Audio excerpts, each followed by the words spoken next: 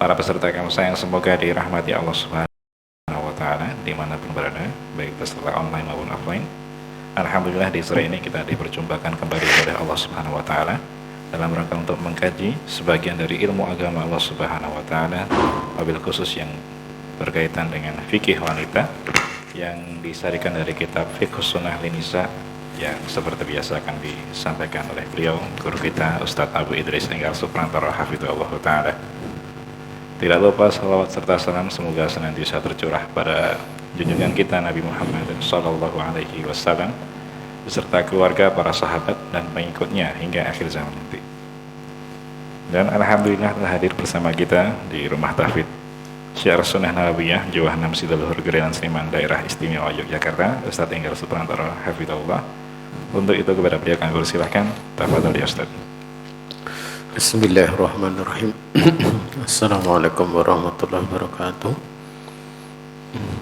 Alhamdulillahilladzi hadana lihada wa ma kunna linahtadiya laula an hadana Allah. Asyhadu an la ilaha illallah wahdahu la syarika lah wa asyhadu anna Muhammadan abduhu wa rasuluh. Allahumma salli wa sallim wa barik ala nabiyil karim Muhammadin wa ala alihi wa sahbihi wa man walah wa man tabi'ahum bi ihsan ila yaumil qiyamah.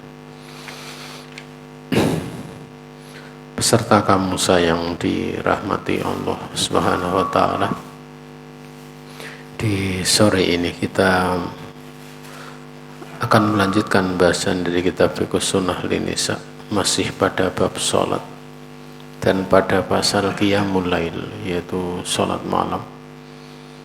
Pada bagian ba'du adabi qiyamil lail, sebagian dari adab-adab sholat malam, di mana kemarin kita sudah membahas adab yang keempat, yaitu membangunkan suami untuk sholat malam. Kita menginjak yang kelima. Idza ghalabaki naumu wa anti bis sholati fanami hatta yadhhaba anki an-naumu thumma qumi fasalli idza nasyatti. Qala alaihi salatu wassalam, idza qama ahadukum minal lail fastajama fastajamal Qur'an ala lisani falam yadri ma yaqul falyattaji. Apabila kamu dikuasai oleh kantuk ataupun tidur sementara kamu sedang sholat, dikuasai kantuk sementara kamu sedang sholat, maka tidurlah sampai ngantuk itu hilang darimu. Kemudian bangunlah kalau sudah tidur dan sholatnya ketika kamu itu sudah merasa nyaman, segar, tidak ngantuk. Nabi alaihi salatu wassalam bersabda, bila salah satu dari kalian itu bangun untuk sholat malam, ya, kemudian dia gagap, ucapannya kacau, bacaan Al-Qur'annya ya itu tidak tepat, ya, ala lisanihi, pada lisan yang dipakai untuk membacanya, sampai dia tidak mengetahui apa yang diucapkan. Palnya toji, hendaklah dia tidur dulu, ya, hendaklah dia tidur dulu. Nah, ini kan sholat sunat, ya. Kalau di sholat wajib, seorang yang tidur sebelum masuk waktu sholat, tidur, dan dia berniat untuk bangun nanti kalau waktu sholat itu masuk, kemudian dia kebablasan tidur, sepakat para ulama bahwa orang ini tidak berdosa. Misalnya seorang dia tidur sebelum subuh, misalnya jam 3, dengan niat nanti untuk bangun begitu subuh bangun, ternyata dia tidur sampai jam 7. Ini para ulama mengatakan tidak dosa bagi dia, Ya. Sebagaimana Nabiullah Muhammad SAW pernah beliau ingin untuk menunda tidurnya karena waktu itu sudah menjelang subuh. Tetapi Bilal mengatakan biarlah istirahat dulu karena dalam safar, biarlah orang-orang yang safar bersama beliau istirahat dulu karena mereka sangat capek. Kemudian Bilal berjanji untuk berjaga. Beliau tidak tidur secara berbaring, tapi Bilal tidur dengan dalam keadaan qaidan, duduk. Maka sahabat semua tidur, termasuk Nabi. Ternyata Bilal yang berjaga, yang posisi duduk, itu pun ikut tertidur, lelap lagi. Bahkan bangunnya kalah dulu dengan Rasulullah. Rasulullah bangun pertama kali, baru kemudian yang lain bangun, termasuk Bilal. Waktu itu matahari sudah naik, sudah masuk waktu duha. Kemudian Nabi menyampaikan, kenapa engkau tidak bangun atau tidak membangunkan? Karena Bilal sudah berjanji. Maka Bilal mengatakan bahwa beliau tidak pernah mengalami kantuk seberat daripada kantuk tersebut di tidur tersebut.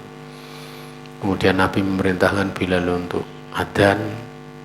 Kemudian Nabi dan para sahabat sholat fajar, sholat sunat fajar. Setelah itu Bilal berqomat, iqomat. Kemudian melakukan sholat subuh di waktu duha. Ini diterangkan oleh para ulama, kalau orang tidur sebelum masuk waktu sholat, ya. Kemudian dia punya niat nanti di waktu sholat dia bangun, tapi ternyata tidurnya kebablasan, itu tidak berdosa dia. Ini yang pertama. Yang kedua, kalau orang tidur sudah masuk waktu sholat, tapi dia yakin bahwa tidurnya itu hanya sebentar dan dia akan bangun, ini pun tidak berdosa kalau nanti kebablasan. Kemudian yang ketiga, dia tidur dalam keadaan sengaja. Dia tahu kalau tidurnya itu akan melewati waktu sholat, sehingga dia menyengaja untuk bablaske. Nah, ini hukumnya haram baginya, dia berdosa. Nah, tapi kalau ini kan sholat sunat ya. Kalau sunat itu lebih ringan, ya, lebih ringan. Wallahu ta'ala a'lam.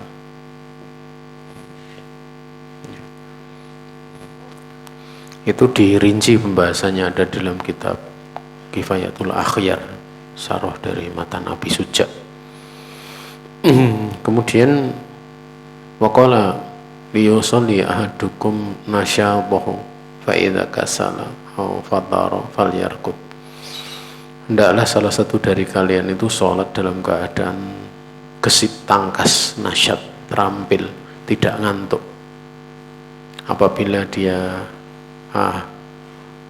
mengalami keletihan atau kecapean, hendaklah dia tidur dulu. Ya.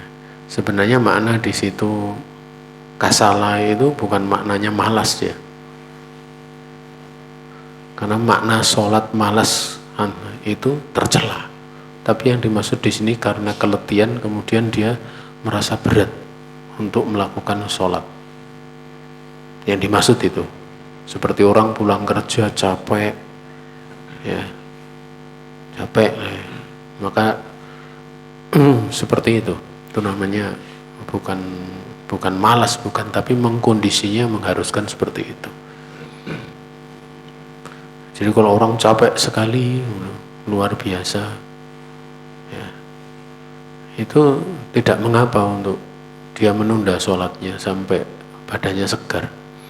Karena kalau seorang dia capek sekali sholat, itu maksud sholat yaitu kusuk, itu la yahsul, tidak akan terwujud, ya, tidak akan terwujud. Makanya Nabi alaihi salatu wasallam memberikan keringanan untuk sholat duhur itu menjelang asar, di waktu matahari itu sangat panas. Ya, di waktu matahari sangat panas itu diperintahkan untuk sholat di waktu dingin menjelang asar. Kenapa? Karena sholat di waktu panas itu menghalangi atau menjadikan maksud sholat yaitu khusyuk itu tidak terwujud. Tapi kalau dia sholat di waktu dingin, itu akan terwujud kekhusyukannya. Tapi itu terjadi pada tempat-tempat yang tidak ada AC-nya gitu. Walaupun cuaca panas, kalau AC-nan ya berdoa gitu, tetap dingin itu, ya, tetap dingin, tetap nyaman gitu, ya. Nah, kemudian jamaah yang dirahmati Allah Subhanahu wa taala, ini adab sholat malamnya. Yang keenam itu yastahabu antuti lil qiyama min ghairi antu tasyukki ala nafsiki. Wa an Jabir anna Rasulullah alaihi salatu wasallam qala afdhalus sholati tulul kunut atau tulul kunut. Dianjurkan, dimustahabkan, disukai untuk engkau wahai seorang wanita memperpanjang berdirinya, ya, sholatnya itu panjang tanpa kamu merasa berat, tanpa memberatkan diri kamu. Dari Jabir bahwasanya Rasul alaihi salatu wasallam bersabda, sholat yang lebih afdol itu yang panjang berdirinya, kunut panjang berdirinya. Naam, ya. Dimaksud dengan makna kunut itu berdiri yang lama.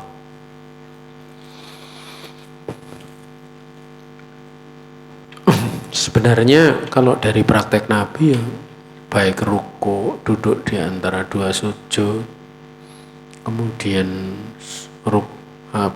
sujud pertama, sujud kedua itu panjang-panjang. Tapi lebih panjang lagi adalah berdiri sholat, ya, berdiri sholat.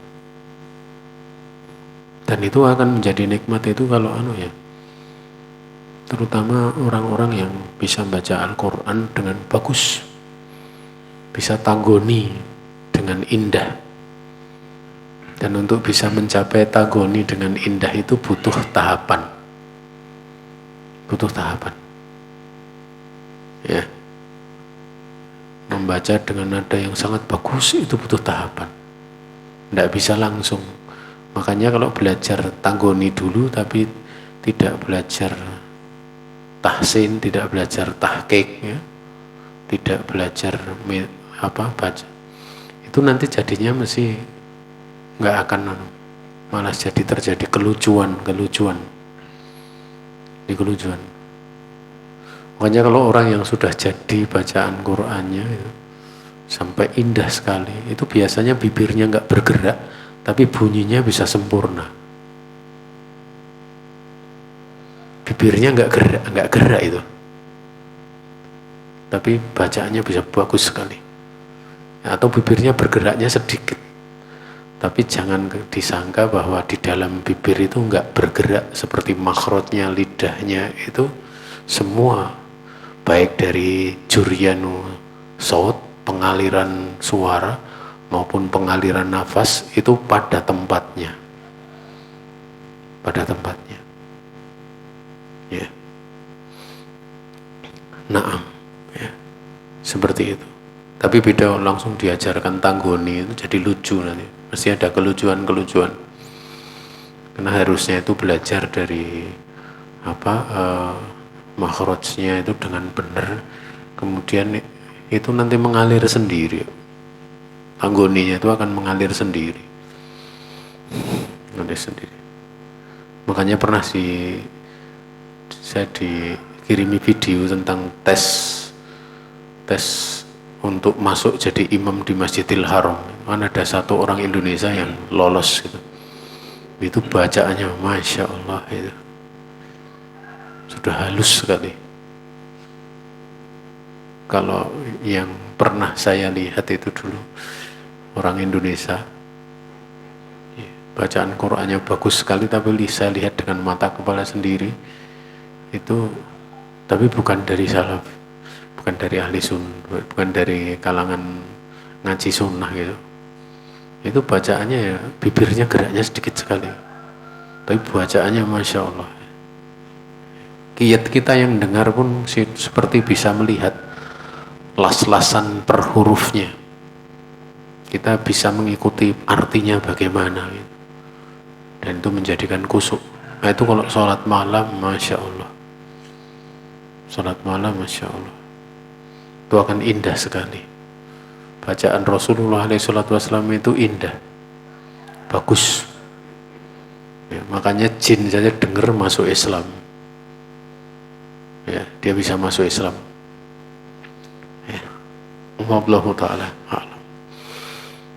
Dan setiap muslim itu kalau dengar bacaan Quran itu mesti senang ya. Kalau ada benci itu dipertanyakan keimanannya, maka bertawasuk atau dia yang sholat malam dia baca gitu. Dan biasanya kalau sudah bagus itu nanti dia bacaannya nggak cepet, malah pelan, menandakan dia benar mungkin, menandakan mungkinnya itu benar mungkin. Nah kemudian di situ ya, beliau menyebutkan wa Aisyah anna Rasulullah alaihi salatu wassalam qala anna Rasul alaihi salatu wassalam kana yaqumu minal lail hatta yatafartara qadamahu. Dari Bunda Aisyah dalam riwayat Imam Bukhari Imam Muslim, bahasanya Rasul alaihi salatu wassalam biasa berdiri sholat malam sampai pecah-pecah kedua kakinya. Pecah-pecah kedua kaki itu, kondisi pecah kaki itu sakit. Itu biasanya terjadi kayak kapal, kemudian kapal pada kaki, kemudian pecah belah, sakit itu, sakit sekali. Tapi karena terasikkannya dengan sholat itu menjadikan nggak memperhatikan sakitnya. Itu kualitas sholat dari Rasulullah SAW ya, dimana beliau benar-benar merasakan kenikmatan di dalam sholat ya. Makanya Nabi itu sering kalau ada Bilal itu, dan ya Bilal arih Nabi sholat, wahai Bilal istirahatkan kita saat ini dengan sholat. Maksudnya kesibukan kita yang saat ini sedang macam-macam, istirahatkan kami dari kesibukan ini dengan sholat. Bukan arihna anis sholat. Kalau arihna anis sholat itu cari makmum yang cepat gitu. Segera istirahatkan kami dari sholat karena pengen nyari itu, pengen nyari ini. Nah ini beda gitu. Kualitas keimanan kita ini yang kedua, istirahatkan dari sholat. Makanya kalau sholat panjang-panjang pengikutnya sedikit ya, hampir tidak ada tarawih itu panjang-panjang kecuali di pondok pesantren. Kalau di masjid ya setengah jam rampung, apalagi kalau 23 rakaat wis ngebut gitu. Ya. Kalau 11 ya masih mending, 3 rakaat apa istilahnya setengah jam masih mending. Itu saja nanti sudah Ramadan bagian akhir, sudah softnya maju-maju terus. Inilah kualitas ya kita, keadaan kita seperti itu. Wallahu ta'ala a'lam. Wa'lami anna hadza tatwila la yukhtasu bil qira'ati wal qiyam, bal huwa mustahabun kadzalika fi ruku' was sujud wal qu'ud wa dzikri wad du'a wa jami'i hayati sholati. Wa bi hadisi Hudzaifah alladzi fihi qira'atun nabi bil baqarah wan nisa'i wa ali imrana fi raq'ah qala thumma raka'a faja'ala yaqulu subhana rabbiyal azim fa kana ruku'uhu nahwa min qiyamihi. Tsumma qala sami Allahu liman hamidah, tsumma qama qawilan qariban mimma raka'a. Tsumma sajada faqala subhana rabbiyal a'la, fakana sujuduhu qariban min qiyamihi. Masya Allah. Ketahuilah bahwa pemanjangan ini tidak hanya dikhususkan pada bacaan sholatnya, Al-Qur'annya maksudnya. Tidak pula hanya dikhususkan pada berdirinya saja. Bahkan mustahab dianjurkan demikian pula dalam rukuk, sujud, duduk di antara dua sujud, dan demikian zikir dan doa di seluruh sifat sholatnya, bentuk-bentuk sholatnya semua. Dalam hadis Hudzaifah yang mana dalamnya ada bacaan sholat Nabi, beliau membaca Al-Baqarah, membaca An-Nisa, membaca Al-Imran dalam satu rakaat. Maka beliau mengatakan kemudian Nabi sujud dan beliau menjadikan di dalam sujudnya membaca Subhana Rabbiyal Azim sampai rukuknya itu seperti berdirinya. Jadi waktu membaca Subhana Rabbiyal Azim itu saking banyaknya sampai seperti membaca Al-Baqarah, An-Nisa dan Ali Imrannya. Ini bedanya. Kita itu kalau dzikir misalnya 5 menit saja udah ngantuk itu. Dzikir 5 menit itu. Tapi kalau Nabi dzikir sampai lama kayak gitu tuh, Masya Allah, itu tentu beliau paham betul yang dibacanya. Al-Azim itu apa maknanya? Al-Adomah, keagungannya Allah itu apa yang menjadi kandungan di dalamnya, sehingga beliau mengulang-ulang memuji dengan doa itu, dengan dzikir itu, nggak merasa capek itu, nggak merasa capek. Ada orang-orang yang suka bid'ah, itu kenapa mereka senang untuk sholawatan pakai lagu-lagu itu loh, diiringi rebana gitu. Mereka katakan sholawatan, padahal itu bukan sholawat itu. Sholawat itu enggak seperti itu, nyanyi-nyanyi itu, hanya dinyanyikan sholawat itu. Itu alasannya apa?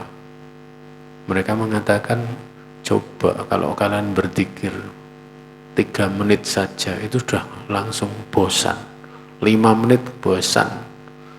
Hebat 15 menit aja udah hebat gitu. Tapi coba kalau pakai lagu seperti ini, diiringi rebana, dari jam 8 sampai jam 2 malam gak capek gitu. Kenapa? Karena dilagokne. Nah, itu kadang dijadikan alasan. Padahal seperti itu sesuatu yang salah. Karena contohnya Nabi sendiri tidak pakai lagu membaca Subhana Rabbiyal Azim seperti membaca Al-Baqarah, An-Nisa, Ali Imran, nggak capek. Masalahnya itu bukan masalah capek dan tidak, keimanan gitu. Masalah keimanan. Naam. Ya. Kemudian fakana ruku'uhu nahwa an qiyamihi. Jadi rukuknya itu seperti hampir sama dengan berdirinya. Tsumma qala sami Allahu liman hamidah. Tsumma qama tawilan qariban mimma raka'a. Kemudian beliau itu mengucapkan sami Allah liman hamidah, kemudian beliau berdiri iktidal yang kira-kira waktunya itu lamanya seperti yang dia rukuk padanya. Jadi berdirinya juga lama gitu. Kadang kita sing diwaca apa gitu. Mesti kalau kita diwaca apa gitu. Ya masalahnya ilmu kita itu sedikit, jadi ora ngerti sing diwaca. Ya. Ini menunjukkan ya bahwa zikir baca berulang kali dalam sholat malam. Yang dibaca sama diulangi itu boleh. Diulang-ulang, dan ini ada isyarat ya. Bahwa di dalam berzikir diulang-ulang itu nilainya beda dengan kalau zikirnya sedikit gitu. Tentunya kalau memang ada nasnya.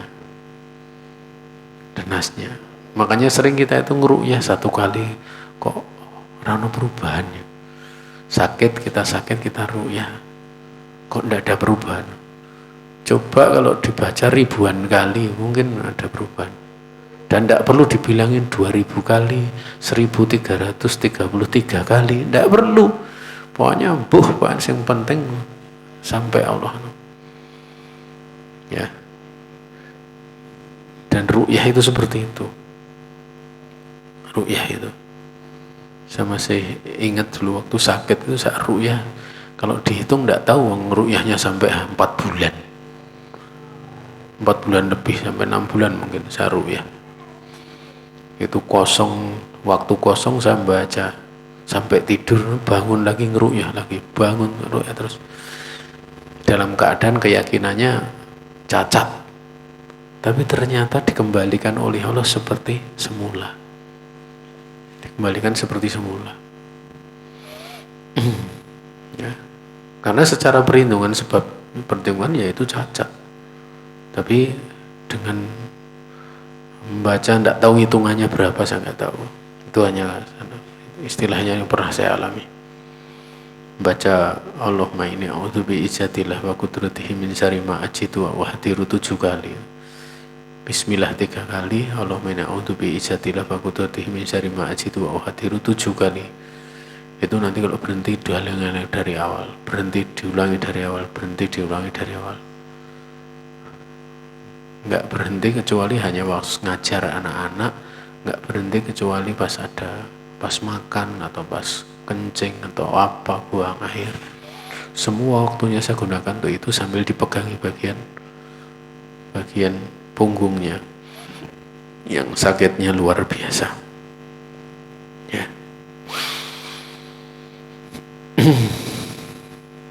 Kemudian di sini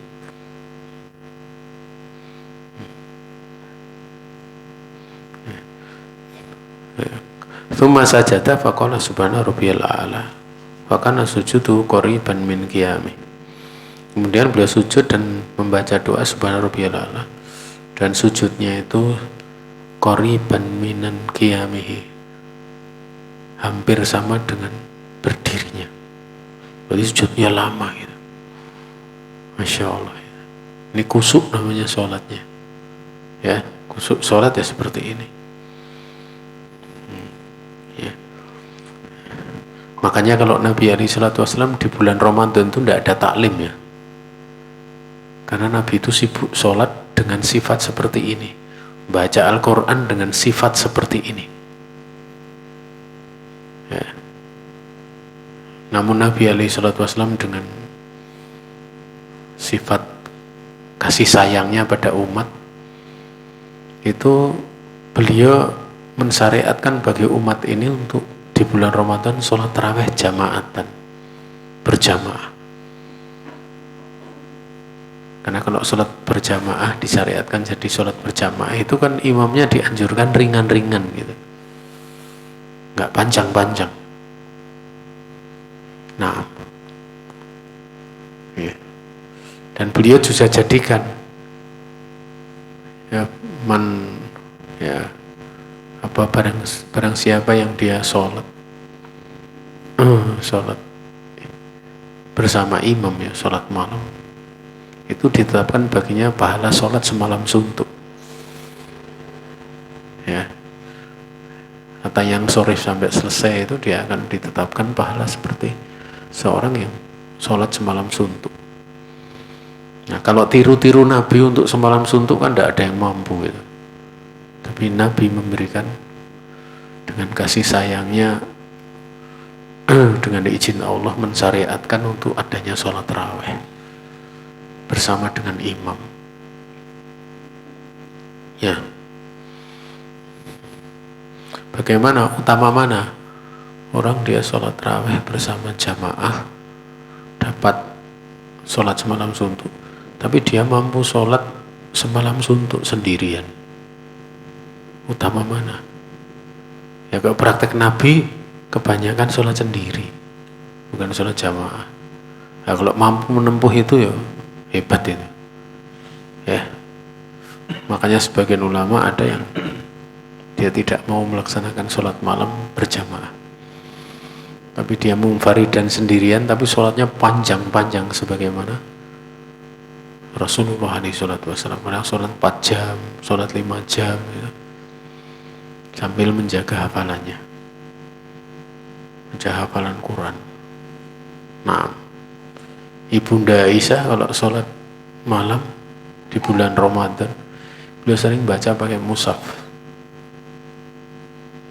Makanya banyak sekarang di masjid-masjid itu pakai mushaf gede-gede itu ditaruh di depannya. Tapi masalahnya itu juga dipakai sholat wajib juga. Diterangkan oleh para ulama bahwa praktek dari Ibunda Aisyah itu tidak ada yang sholat wajib. Ya tidak ada, sholat sunat itu. Jadi kalau melihat mushaf pada di atas sholat wajib, itu di dalamnya ada sesuatu yang tidak tepat.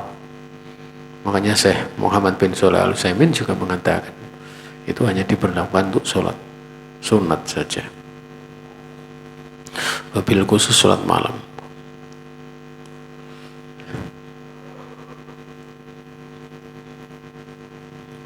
Kemudian lakin hadza kulluhu laisa bisartin inama huwal afdal.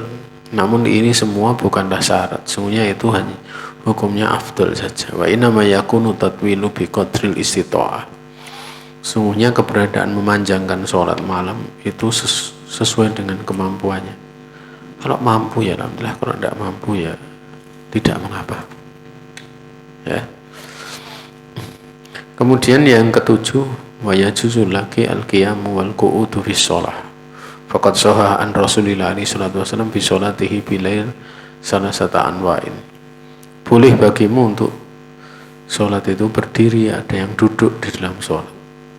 Maka sungguh telah sahih dari Rasul sallallahu alaihi wasallam di dalam sholat malam beliau itu ada 3 macam pengamalannya. Yang pertama, anahu kana yusolli qa'iman fi jami'i sholah. Di sholatnya itu semua berdiri, dalam keseluruhan sholatnya itu berdiri. Sementara pada bak itu anahu kana yusolli qa'idan wa yarka' qa'idan. Dia sholat itu dalam keadaan duduk, dan pada waktu rukuk juga duduk. Artinya posisi rukuk itu dengan dia membungkukkan, tidak sebagaimana membungkukkan saja. Adapun sujudnya dia sujud sebagaimana biasa, tapi rukuknya dia sekedar membungkukkan dalam posisi dia duduk.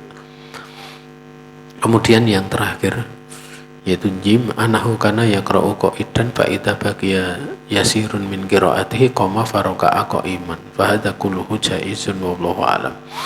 Yang terakhir beliau ini pernah ya sholat itu duduk, namun tatkala ada sisa bacaan setelah Al-Fatihah, misalnya baca apa, tersisa 1-2 ayat, beliau berdiri.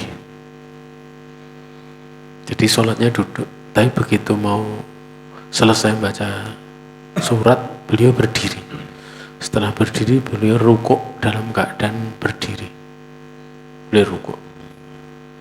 Makanya faraka'a qa'iman. Nah ini jadi silang pendapat di kalangan para ulama ya. Kalau ada orang sholat wajib, dia mampu berdiri sebagian berdiri, tapi setelahnya dia nggak mampu berdiri. Artinya dia mampu sebagian saja, misalnya 1 menit berdiri mampu, tapi setelah itu nggak mampu berdiri. Itu sebagian mengkiaskan dengan ketiga ini. Artinya dia berdiri di saat dia sholatnya duduk, misalnya duhur sholatnya duduk, nanti kalau mau rukuk baru berdiri. Itu kebanyakan ulama berpandangan seperti itu dengan praktek Nabi dari sholat sunat ya. Tapi sebagian ulama seperti Syekh Utsaimin berpandangan bahwa dia sholat berdiri dari awal, begitu nanti tidak mampu ya dia duduk, sehingga waktu rukuk dalam duduknya pun tidak apa-apa, tidak perlu untuk berdiri lagi karena sudah tidak mampu. Karena istita'ah berdiri itu satu sisi mampu, sebagian tidak mampu, itu sesuai dengan urutan dari gerakan sholat. Jadi bukan kemudian dibagi untuk nanti, tapi saat itu mampunya apa. Adapun nanti nggak mampu baru kemudian diambil rukhsahnya. Ini pendapat Syekh Utsaimin yang dipilih oleh Syekh Utsaimin. Namun beliau tidak mengingkari pendapat ini. Pendapat yang mengatakan dia duduk sholat, nanti kalau sudah tersisa 1-2 ayat dari surat yang dibaca kemudian berdiri, sehingga rukuknya bisa dalam keadaan berdiri bersama iktidalnya. Ya. Allah Ta'ala.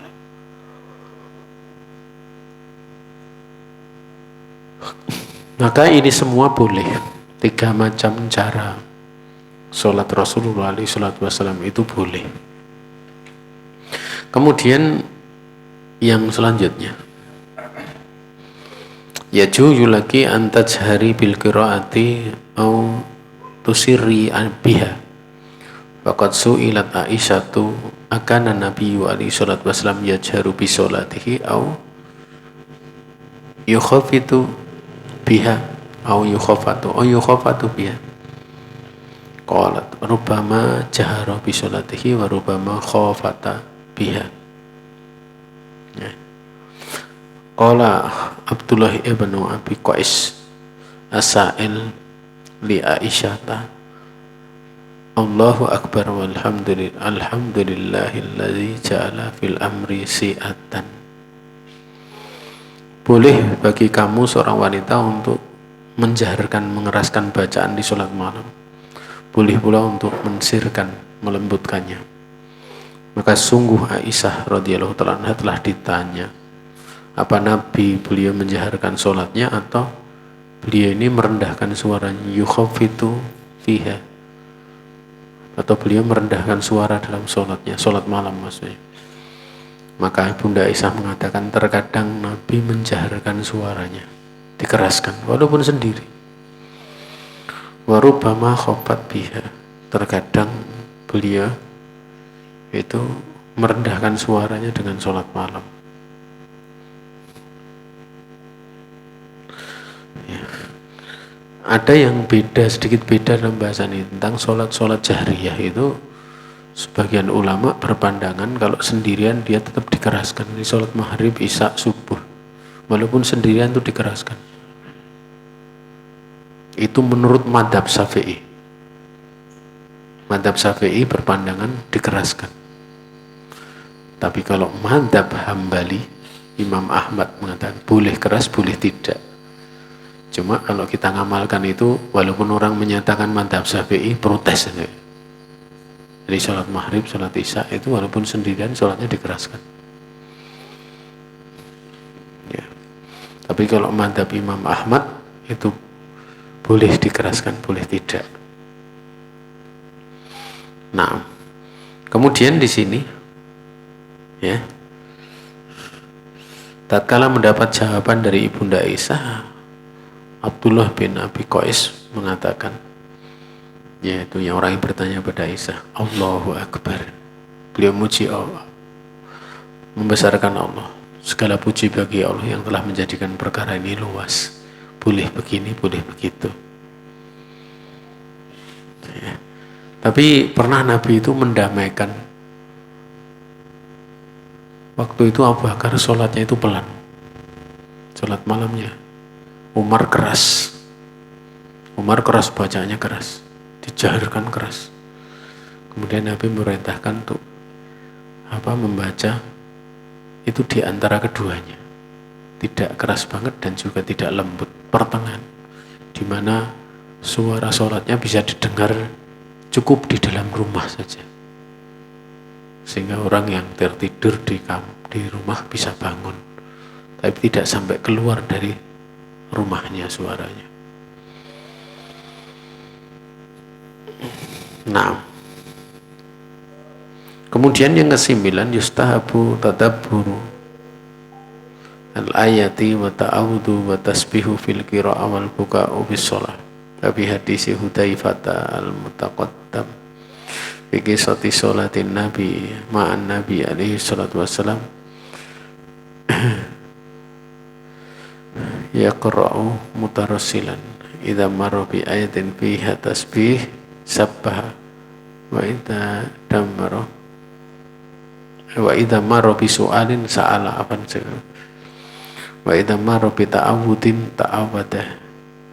Dianjurkan untuk mentadaburi ayat yang dibaca dalam Al-Quran dan bertawud serta bertasbih pada saat membaca Al-Quran dan juga menangis di dalam sholat. Dalam hadis yang datang dari Hudzaifah pada kisah sholatnya Hudzaifah bersama Nabi, beliau menyebutkan Nabi alaihi salatu wasallam membaca itu mutarosilan itu las-lasan bahasa Jawanya, pelan jelas ya, mutarosilan. Apabila beliau itu membaca ayat yang menyebutkan tasbih, beliau bertasbih. Kalau beliau bertemu dengan ayat yang menunjukkan permintaan, soal, beliau sa'ala, beliau pun meminta kepada Allah. Kalau ketika dia mendapati ayat ta'awud, beliau pun ta'awada, meminta perlindungan kepada Allah Subhanahu wa ta'ala sesuai dengan ayat yang dibacanya. Wa Abi Dzar qala Nabi alaihi salatu wasallam bi ayatin hatta asbahu. Saya ulangi nanti sama nanti. Ya, hatta asbaha, bukan asbahat. Bi ayatin hatta asbaha. Yuraddiduha ay in tu'adzibhum fa innahum ibaduk wa in taghfir lahum fa innaka antal azizul hakim. Dari Abi Dzar, Nabi alaihi salatu wasallam waktu itu bangun berdiri sholat, beliau membaca satu ayat itu diulang-ulang sampai subuh, nggak diganti ayatnya. Itu menunjukkan kecintaan Nabi kepada umatnya. Ayatnya itu ayat yang dulu merupakan perkataan Nabi Isa alaihissalam. Intu atibhum, wahai Allah, jika engkau mengadab mereka, fa innahum ibaduk, mereka itu hamba-hamba engkau.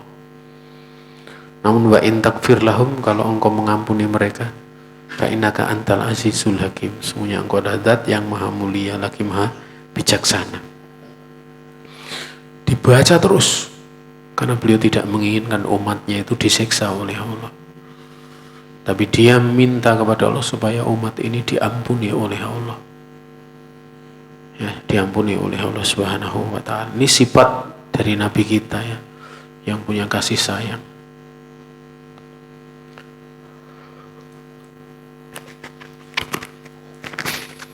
Kemudian yang ke-10, aksiri minad doa waqta sahar fi shalah wa kharijiha li'annaha waqta ijabati da'wati kama taqaddam. Perbanyaklah dari doa di waktu sahur, ya, di waktu kamu sedang sholat. Jadi di waktu sahur, di waktu kamu sudah sholat, itu banyaklah doa. Demikian pula di luar waktu sholat, di waktu sahur, dalam keadaan kamu tidak sholat, perbanyaklah berdoa. Dikarenakan itu waktu ijabah doa dikabulkan sebagaimana telah berlalu. Kemudian yang 11, yustahabu an tatajai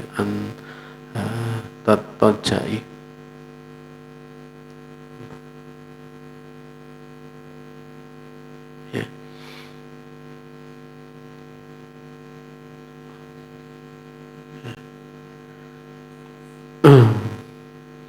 Ini dari ifta'ala yafta'ilu antatoji'i, ya, tanami ba'da sholatil lail wa qabla al-fajri anha at'alin nasyati li sholatil fajri wal khusuk.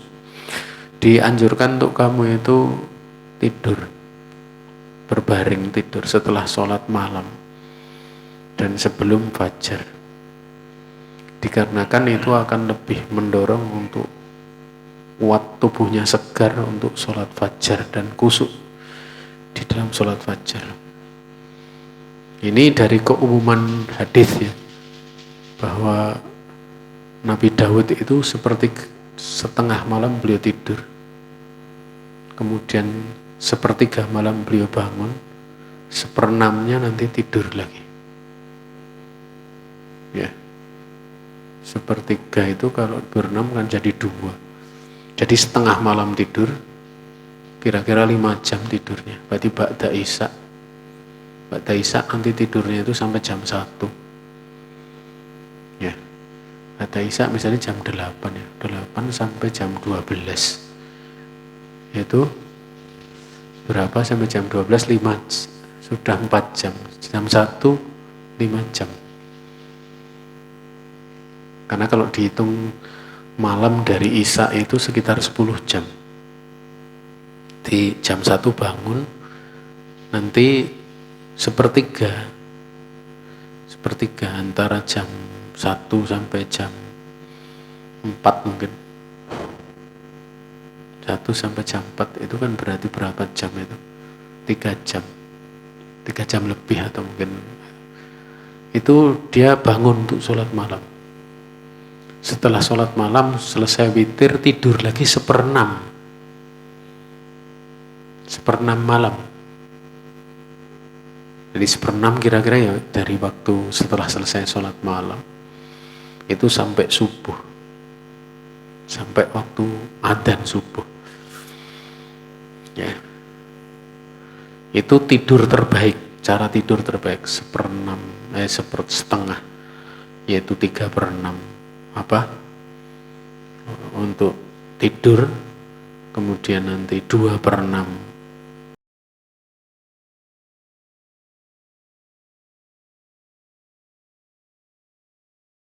untuk sholat malam dan 1/6 untuk tidur lagi. Itu pengaturan waktu tidur terbaik sebagaimana Nabi Daud membiasakannya. Kalau Nabi beda. Kalau Nabi SAW tidurnya bukan setelah sholat malam. Ini kalau Nabi prakteknya. Beliau tidurnya itu setelah adzan subuh, beliau sholat sunat fajar. Setelah itu beliau tidur. Tapi tidurnya cuma berbaring saja, tidak sampai nyenyak. Kemudian nanti beliau sholat subuh. Itu dalil bahwa terkadang seorang itu tidak perlu untuk nyenyak banget pun sudah bisa sehat. Karena dalam hadis riwayat Imam Abu Daud, Tirmidzi dan beliau mensahihkannya, itu Nabi bersabda, idza shola ahdukum ar-raq'ataini qabla sholati subhi falyattaji' ala jambihi al-aiman. Apabila salah satu dari kamu itu sudah sholat 2 rakaat sebelum sholat subuh, maksudnya sholat 2 rakaat fajar, sholat sunat fajar, hendaklah dia berbaring pada sisi lambung kanan. Dia berbaring pada sisi lambung kanan. Bahkan diterangkan oleh Syekhul Islam bahwa tidur setelah sholat sunat fajar itu bukan setiap orang sholat sunat fajar kemudian tidur, tapi yang dimaksud orang yang malamnya sebelumnya dia sholat malam, jadi sholat malam. Tapi kalau nduhiri aneh. Kalau nduhiri saya mengatakan barang siapa yang sholat sunat fajar setelah itu nggak tidur, sholat subuhnya nggak sah. Itu pendapat dari orang nduhiri, aneh sekali pendapatnya. Wallahu ta'ala a'lam. Kemudian terakhir, ya, la tatruki qiyamal lail ba'da an wadabti alaihi faqad qala Nabi alaihi salatu wasallam li Abdillah ibni Amr, ya Abdullah, la takun misla fulanin kana yakumul lail fataraka qiyamal lail. Jangan kamu meninggalkan berdiri sholat malam setelah kamu sudah biasa melakukannya. Karena Nabi bersabda kepada Abdullah bin Amr, wahai Abdullah, jangan kamu seperti seseorang yang dia bangun malam tapi dia meninggalkan sholat malam. Ya, meninggalkan sholat malam. Ini besok kita lanjutkan pada qada'u qiyamil lail, qada' sholat malam.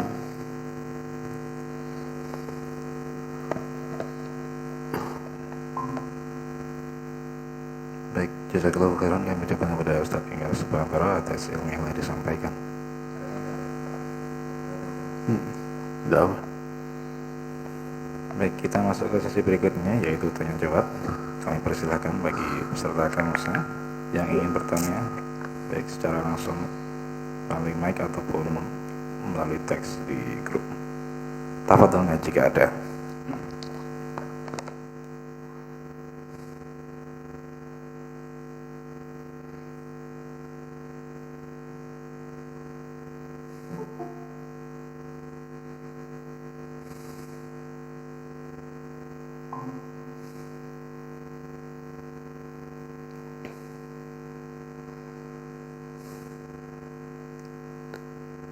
Kayaknya tidak ada.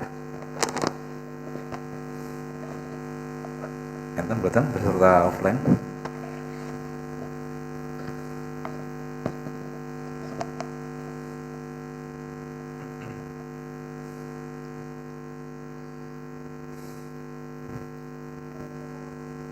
Nggak ada ya.